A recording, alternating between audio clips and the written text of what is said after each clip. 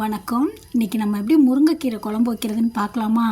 அதுக்கு ஒரு 2 கீத்து தேங்காய், கொஞ்சம் சோம்பு, ஒரு கொஞ்சமாக மிளகு, ஜீரகம் போட்டு நல்லா அரைச்சிட்டு வந்துடலாம். அப்புறம் இருப்புச்சட்டி அடுப்பில் வச்சு கடுகு, உளுந்தம் பருப்பு, காஞ்ச மிளகாய் போட்டு தாளிச்சுக்கலாம்.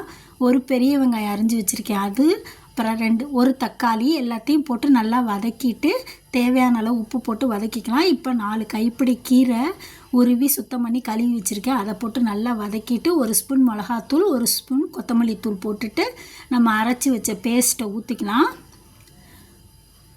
ஊற்றிட்டு கொஞ்சோண்டு புளி, ஒரு சின்ன நெல்லிக்காய் அளவு கரைச்சி வச்சுருக்கேன், அதை ஊற்றிட்டு இப்போ பருப்பு 1 கப்பு குக்கரில் வேக வச்சுருக்கேன், அதை போட்டு நல்லா எல்லாம் நல்லா சுண்டி கொதித்ததுக்கப்புறம் நம்ம அடுப்பை ஆஃப் பண்ணிக்கலாம். சுவையான டேஸ்ட்டான நல்லா கொதித்ததுக்கப்புறம் முருங்கைக்கீரை குழம்பு தயார்.